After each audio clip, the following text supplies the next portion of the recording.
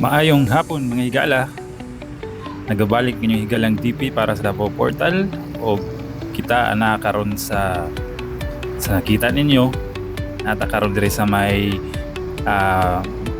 maamagtuod diri sa may intersection sa diversion road, no, aron i-check nato ning flyover project sa ato ang gobyerno, no. So kini ang flyover nga project as of April 12, 2025. So mga alas 5 na sa kapunon mga higala, no, ug atong subayon kining nga project para na amoy update kung unsa na ang kasikas ug unsa na ang kasamtangang progress or development sa mao nga proyekto. Kay nung duman nga kini nga proyekto nagkantidad og 1.4 billion, no, 1.4 billion ni siya mga higala, and of course gilauman kini nga mahuman sa base na sa balita na sa mga mahuman ni siya sa mga late 2026 or last quarter of 2026 or early or first quarter sa 2007. So matud pa adunay mga pagkalangay sa pag-construct ani tungod sa problema, no, sa right of way. Usually mao ang problema sa mga mga infrastructure nga project nga sama ani, no. So ali atong bani ko higala ato ning libuton ning karon kining maamagtuod flyover, no. Kung mahuman ning mga higala is gilauman, no, nga makapa-alleviate sa traffic situation diri sa Carlos P. Garcia Highway or sa mas nailhan nga diversion road. So mao na siya kana inyo nakita karon, mao na siya again ang iyang itsura as of April 12, 2005. Og naabot na ta diri mga higala sa kinatumyan. Kini paingon ni siya, no, didto ko paingon ani sa paingon ko sa north, no, paingon sa airport na siya nga kalsada. So sa right side na siya, and so mo na siya ang itsura diri mga higala. Sa pinaka last wala pa ni siya diri, no, wala pa na siya na kuanan og kanang ramp niya, no.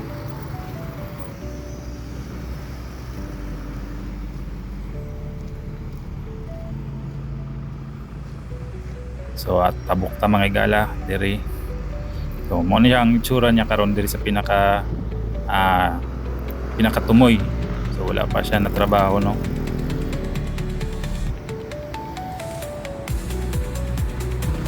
And diri nga side sa Pikas, kini paingon ni siya sa south, no. Paingon kung ano na to, paingon ni siya sa Ulas. So ato ning gisubay mga higala. And punta mahuman na ni, no. Again, ang kinatibukan nga gitas-on ani nga flyover is 800 meters, no. O matud pa mo ni siyang ikaduha sa pinakataas nga flyover sa Mindanao, next sa of course Tagum flyover, no. Sa Tagum kay murag 1 kilometer man siguro to siya or more or less, basta ikaduha ning nasa flyover.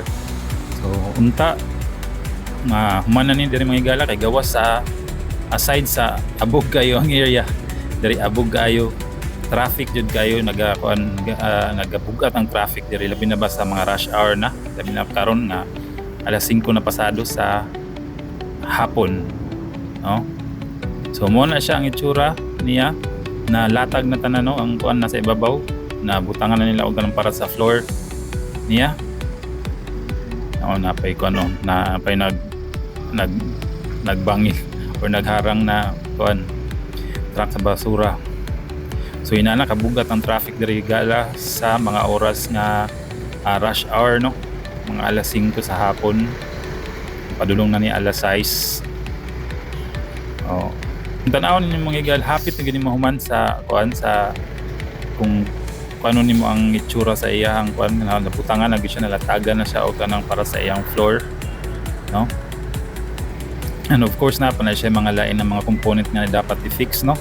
So pareho sa Tagum mga higala na open naman po to ang ilang kuan, ang ilang gipagian ng punto sa taas na mahinumduman yung gipagian nito sa taas samtang napay mga ginafix sa ilalom sa gula pa jud na totally na mahuman. So basig inaana po nang mahitabo diri sa maa magtud flyover no, nga bisan pag naay mga humanunon or trabahoonon diri sa ilalom is pwede na agian sa taas.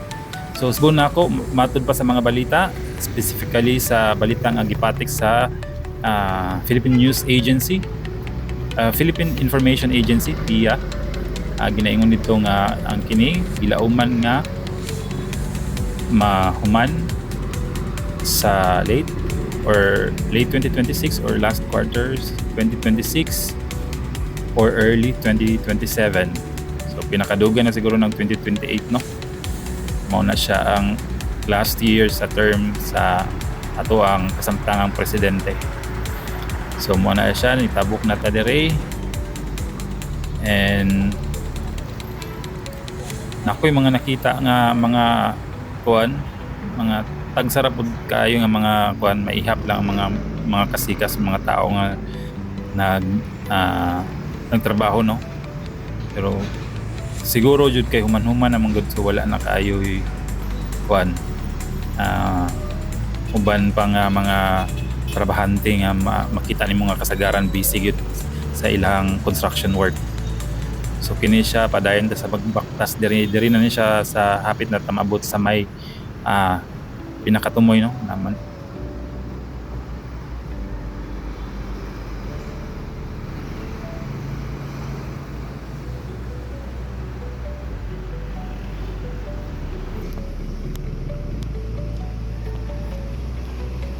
Naman din ko ani reo ng mga furniture.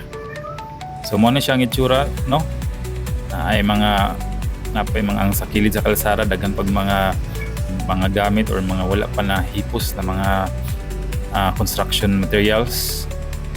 So like sa pinakatumoy itong sa may pa-north na side, diri sa pa-south na side mao gyapon ang pinakatumoy niya, wala pa jud pod na butangan o nalatagan o kanang kuano. Sabay ikuan na nila murag ila pa man ang butangan o kanang para sa ramp niya no. Babuhusan pa na nila diha og yuta o mga uban pa nga mga kuan para mabutangan siya og ramp. So mo ni ang itsura mo na siguro ng kuan, murag gilatag nila para ligon ang foundation. So ato nang gikuhaan diri mo na siyang itsura sa pinakatumoy sa kuan.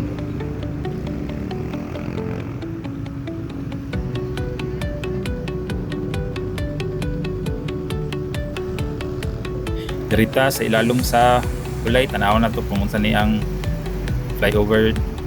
Dirita sa ilalom sa flyover tanaw na to kung saan ang itsura diri. So inaani ang iyang itsura no sa ibabaw. Sa ibabaw kung tanaw nimo sa iyang sa taas. So mo na mga higala no. So pauli na ta. At hinahinay ta baktas diri kay basig tapsingan ta. So mo na siya kung tanaw nimo sa layo, inanay ang itsura no. Kompleto na gid sa taas. Nabutangan na tanan og kuan, gilatagan na nila para sa iyahang flooring no. Inay ta. So mo na mga higala no, usbon na ako kini nga project ng kantidad og 1.4 billion ug wa ko nagkamali. Mo na siya 1.4 billion pesos and expected nga mahuman sa late 2026 or last quarter sa 2026 or sa early 2027. Dunay mga problema or dunay mga nalisdan mo na pagkalangay na mga pagkalangay tungod sa right of way matud pa sa mga balita. And kini ang gitason ani is 800 meters, 800 linear meters. So kana lang sa siguro mga higalang ako matod kaninyo no karong adlaw April 12, 2005. Salamat and please share this video. Bye-bye.